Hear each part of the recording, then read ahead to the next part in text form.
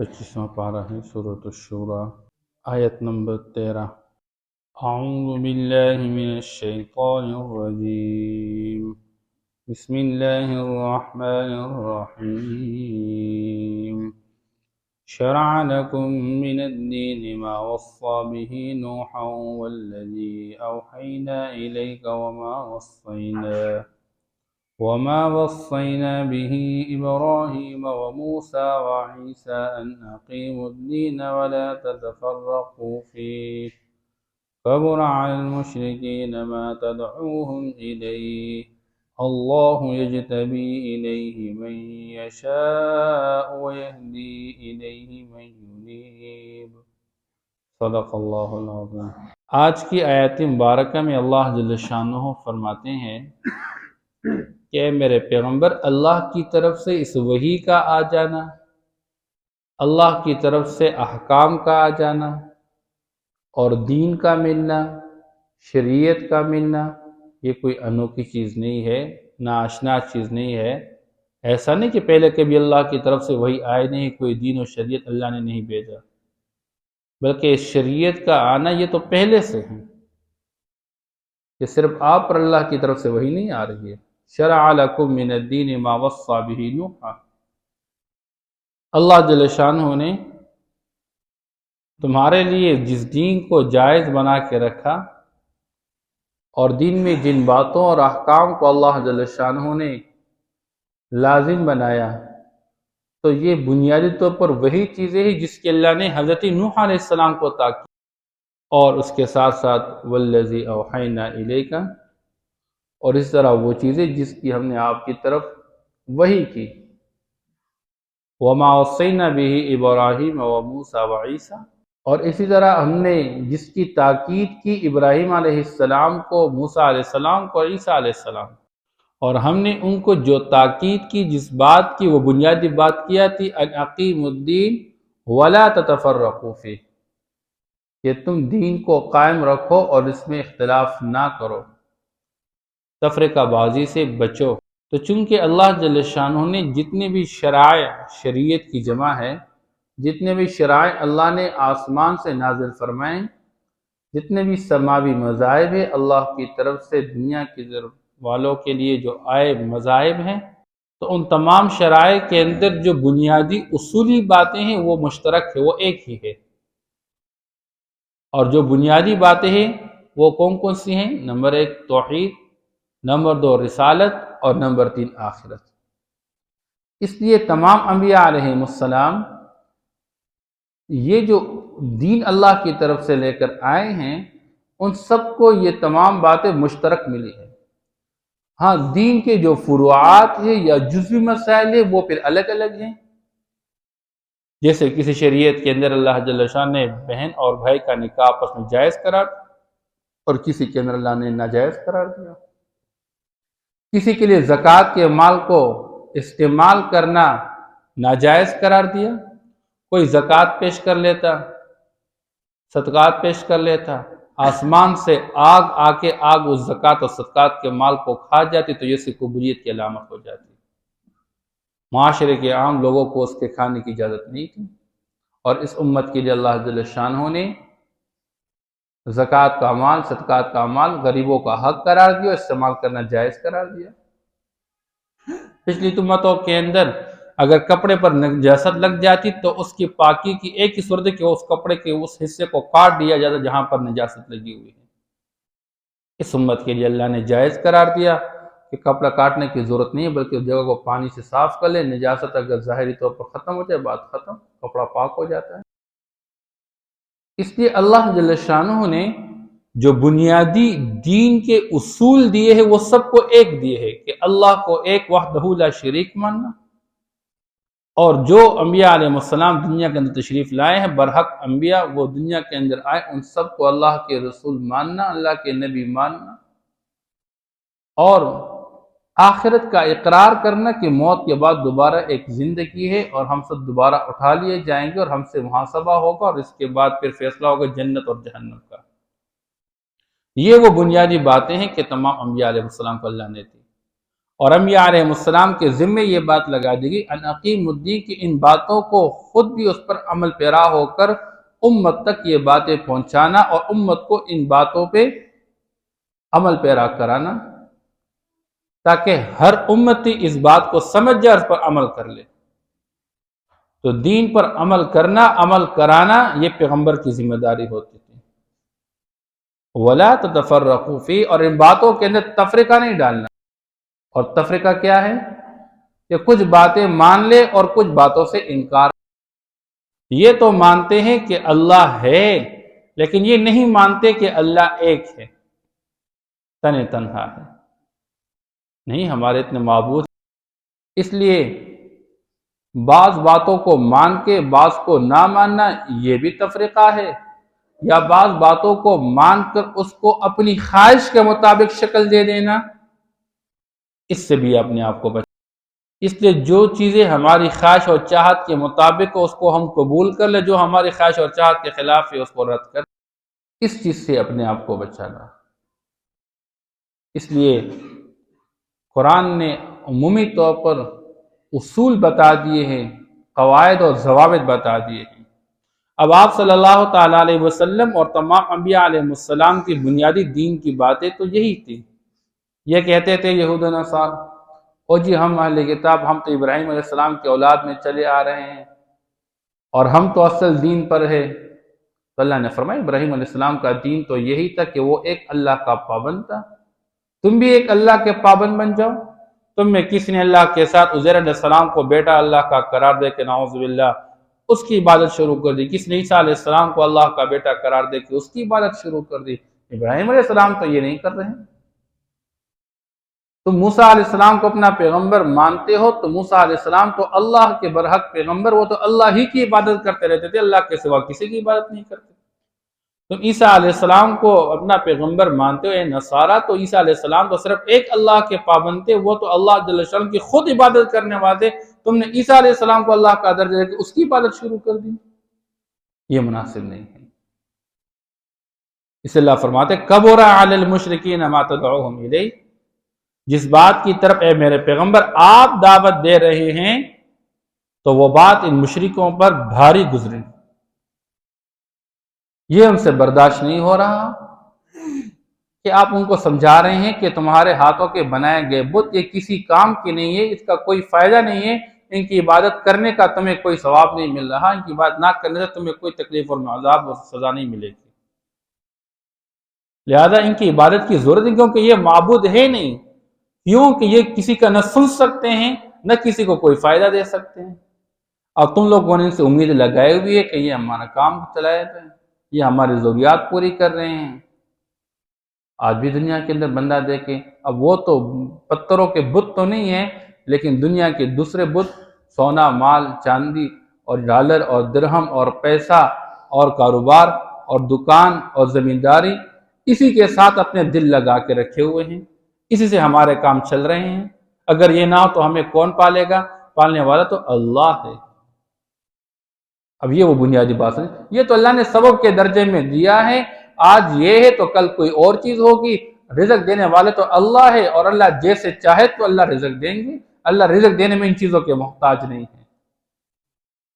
اس اللہ فرماتے ہیں مشرکوں پر یہ بات بھاری گزر رہی ہے، اللہ یجزی الیہ من یشاء، لیکن میرے پیغمبر آپ کا کام، ہم نے آپ کو جو مشن حوالہ کیا ہوا ہے، جس مقصد کے لیے ہم نے آپ کو دنیا کے اندر بھیجا ہے کہ اللہ کے توحید کی دعوت اور پیغام کو لے کر امت کو سمجھانا، رسالت کے حوالے سے سمجھانا، آخرت کے حوالے سے سمجھانا، کسی پر بھاری گزرے تو بھاری گزرے، بھاگ میں جائے کوئی مسئلہ نہیں، ان لوگوں کی کوئی ٹینشن نہیں ہے، کوئی فکر نہ کرے، آپ کا کام اللہ کا پیغام پہنچانا ہے، ماننے والے ہیں تو ان کو اللہ جل شانہ ہدایت نصیب فرما دیں گے۔ اللہ یجتبی الیہ من یشاء، اللہ انتخاب کرتا ہے، سلیکشن کرتا ہے اللہ جل شانہ، منتخب کرتے اللہ پاک اپنی طرف ان لوگوں کو جن کو اللہ چاہ لیتے ہیں، لیکن اللہ کے چوائس اور سلیکشن کے لیے، انتخاب کے لیے بنیادی چیز کیا ہے؟ وَيَهْدِي إِلَيْهِ مَن يُنِيبُ، جس کے دل کے اندر خود رغبت، رجوع موجود ہو، جو چاہتا یہ ہو کہ میں سیدھے راستے پر چل پڑوں، اللہ اس کو ہدایت دے دیتے ہیں۔ جو دل میں عناد رکھتا ہے، ضد رکھتا ہے، جو مال کے اور دنیا کے عہدوں اور حکومتوں کے لالچ اور ہرس اور ہوا میں پڑا ہوا انسان ہے، جس کو دنیا کی چیزوں سے غرض ہے، جو مفاد پرست غرض پرست انسان ہے، اللہ اس کو ہدایت نہیں دیتے۔ جو دنیا کی چودراہٹ اور سرداری کے پیچھے لگے ہوئے ہیں، صرف اس واسطے پیغمبر کو پیغمبر ماننے کے تیار نہیں۔ اگر ہم اس کو پیغمبر مان لیں گے تو سارے لوگ تو پھر اس کے مطیع بن جائیں گے، اطاعت کرنے والے، تابعداری کرنے والے، اور پھر ہماری چودراہٹ اور ہماری سرداری تو ختم ہو جائے گی، پھر ہمارا کون پوچھے گا؟ اس وجہ سے پیغمبر کے ساتھ عناد رکھے ہوئے۔ اور جی یہ نبی آخر الزمان، یہ تو یعقوب علیہ السلام کی اولاد چل رہی ہے، اور وہ اسحاق علیہ السلام سے پیدا ہے۔ چاہیے تو یہ کہ نبی آخر الزمان ہم میں سے ہوتا، یہ اسماعیل علیہ السلام کی اولاد میں سے کہاں سے پیدا ہو چکا؟ ہم اس کو ماننے کے تیار نہیں ہیں۔ یہ ضد اور عناد کی بنیاد پہ اس اللہ فرماتے ہیں والذین جاہدوا فینا لنہدینہم سبلنا۔ اللہ راستے اس کے لیے کھول لیتا ہے، اللہ منظر مقصود تک اس کو پہنچا دیتا ہے جو خود محنت کرتا ہے، کوشش کرتا ہے۔ جو کوشش ہی نہیں کر رہا، جیسے ہم دنیا کے اندر کہتے او بھائی آپ دکانداری کرے، زمینداری کرے، اللہ آپ کو رزق دے گا، اوکے جی بس اللہ رازق ہے۔ ہم کیا کہتے ہیں؟ او بھائی اللہ جو آپ کے منہ میں نوار ڈالنے والے، آپ محنت کرو گے تو آپ کو رزق ملے گا۔ تو دین کے لیے بھی محنت ہے، اور اللہ نے تو تمام انبیاء علیہ السلام سے ہٹ کر اس امت کو جو پیغمبر عطا فرمائے وہ عالمی پیغمبر عطا فرمایا، اور پیغمبر عالمی اس بنیاد پر ہے کہ جو پیغمبروں کا کام تھا اللہ نے میرے آپ کے نبی کے اس پر اللہ نے انبیاء علیہ السلام کا سلسلہ ختم کیا، آپ خاتم النبیین ہیں، لیکن نبیوں والا کام اور ذمہ داری اللہ نے اس امت کے ہر فرد کے حوالے کر دی۔ قیامت تک آنے والے اس امت کا ہر فرد دنیا کے کونے کونے تک انسانوں تک اللہ کے دین کا پیغام پہنچائے گا۔ اس لیے جب دنیا کے اندر دین کی محنت ہوگی تو دین زندہ ہوگا۔ اس لیے اس امت کو اللہ نے دین بھی عطا فرمایا اور دین کی محنت بھی عطا فرما دی۔ اب کارخانہ کے اندر محنت ہو رہی ہے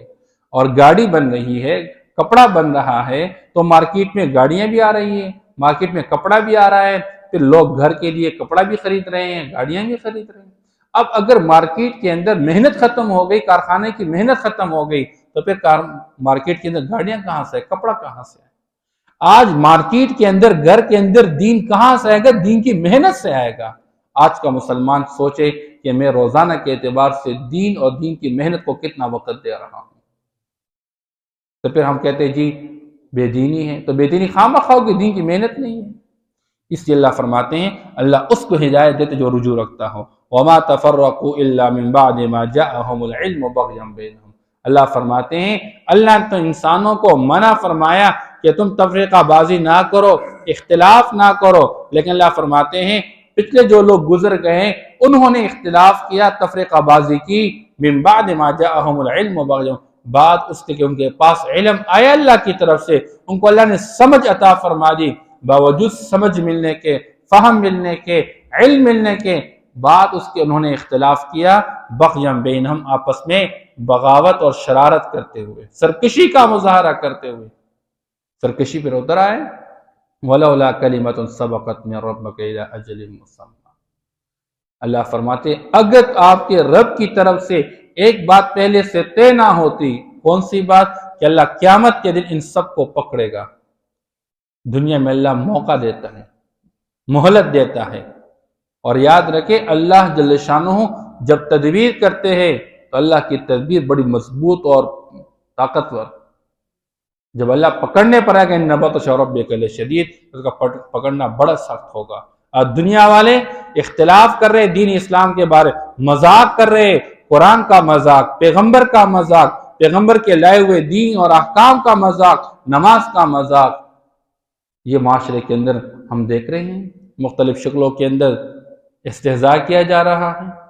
لیکن اللہ جل شانہ فوج پر پکڑتے نہیں۔ کیوں؟ اللہ فرماتے کہ ہم نے ایک فیصلہ کیا ہوا ہے، ایک بات پہلے سے طے ہو چکی ہے کہ ہم نے ان کو قیامت کے دن پکڑنا ہے۔ اللہ فرماتے ہیں اگر یہ بات پہلے سے طے نہ ہوتی لَقُضِیَ بَیْنَهُمْ، تو پھر فوری طور پر ان کو پکڑا جاتا اور ان کا فیصلہ ہو جاتا، لیکن ابھی فی الحال فیصلہ اللہ نہیں کرتے، قیامت کے دن فیصلہ ہو۔ وَإِنَّ الَّذِينَ أُورِثُوا الْكِتَابَ مِن بَعْدِهِمْ لفی شک منہ مریب، اور یقیناً وہ لوگ جن کو کتاب کا وارث بنا دیا گیا، جن کو تورات کا وارث بنا دیا گیا، جن کو انجیل کا وارث بنا دیا گیا، باوجود کہ ان کتابوں کے اندر یہ ساری ڈیٹیل اور تفصیل موجود ہے کہ نبی آخر الزمان دنیا کے اندر آئے گا، اس کی یہ صفات ہوگی، اور باوجود اس کے یہ سمجھ رہے ہیں کہ یہی وہی نبی آخر الزمان ہے، لیکن اپنے ضد اور عناد کی وجہ سے باوجود سمجھنے کے پھر بھی یہ لوگ ایسے شک میں مبتلا ہیں کہ اس شک نے ان کو تردد میں ڈال رکھا ہے۔ ان کو اس قرآن کے بارے میں پتہ ہے کہ نبی آخر الزمان کو ایک کتاب ملے گی جو دنیا کی آخری کتاب اللہ کی طرف سے آئے گی، اور اس کتاب کے اندر جو احکام ہیں یہ ساری باتیں ان کو معلوم ہیں، لیکن یہ صرف اپنے عناد اور ضد کی بنیاد پر اس کتاب کو اللہ کی کتاب ماننے کے لیے تیار نہیں ہے، اور اس پیغمبر کو اللہ کا بھیجا ہوا پیغمبر ماننے کے لیے تیار نہیں ہے، یہ شک کا مظاہرہ کر رہے ہیں۔ شرع لکم من الدین ما وصى به نوحا، تمہارے لیے دین بنا رکھا ہے اللہ نے اس چیز کو وصى به نوحا جس کی تاکید کی اللہ نے نوح علیہ السلام کو، والذی اوحینا الیک، اور اس چیز کو جو اللہ جل شانہ جو ہم نے آپ کی طرف وحی کی اس کی، وما وصینا به ابراہیم وموسیٰ وعیسیٰ، اور اس چیز کو جس کی ہم نے تاکید کی ہے ابراہیم علیہ السلام کو، موسیٰ علیہ السلام کو، عیسیٰ علیہ السلام کو، ان اقیموا الدین ولا تتفرقوا فیہ، یہ کہ تم دین کو قائم رکھو، ولا تتفرقوا فیہ، اور تم اس میں اختلاف نہ ڈالو، تفرقہ بازی نہ کرو، کبر علی المشرکین ما تدعوہم الیہ، اور بھاری گزرا مشرکین پر وہ جو آپ جس کی طرف آپ دعوت دے رہے ہیں، اللہ یجتبی الیہ من یشاء، اللہ انتخاب کر لیتے ہیں اپنی طرف اس کا جس کو اللہ چاہ لیتے ہیں، وَيَهْدِي إِلَيْهِ مَن يُنِيبُ، اللہ ہدایت دیتے ہیں اس شخص کو جو خود اللہ کی طرف رغبت اور رجوع رکھتا ہے۔ اس سے ہم معاشرے کے اندر دیکھتے ہیں بعض لوگ بڑے ذائقے اعتبار سے گناہگار اور گھرے پڑے لوگ، لیکن جب ان کے دل میں اللہ کی طرف رغبت پہ اللہ ان کو ہدایت دیتے تو سٹیج سے اللہ اٹھا کے ممبر پر بٹھا دیتا۔ وَمَا تَفَرَّقُوا إِلَّا مِن بَعْدِ مَا جَاءَهُمُ الْعِلْمُ بَغْيًا بَيْنَهُمْ، اور اختلاف نہیں کیا ان لوگوں نے مگر بعد اس کے کہ ان کے پاس علم آیا، بغیًا بینہم، آپس میں سرکشی کرتے ہوئے، وَلَوْلَا كَلِمَةٌ سَبَقَتْ مِن رَبِّكَ إِلَىٰ أَجَلٍ مُّسَمًّى، اگر ایک بات تو یہ نہ ہوتی آپ کے رب کی طرف سے مقررہ وقت تک، لَقُضِيَ بَيْنَهُمْ، تو ان کے درمیان فیصلہ کیا جاتا، وَإِنَّ الَّذِينَ أُورِثُوا الْكِتَابَ مِن بَعْدِهِمْ، اور یقیناً وہ لوگ جو وارث بنا دیے گئے کتاب کے ان کے بعد، لَفِي شَكٍّ مِّنْهُ مُرِيبٍ، وہ اس کے بارے میں ایسے شک میں پڑے ہوئے کہ اس شک نے ان کو تردد میں ڈال رکھا ہے۔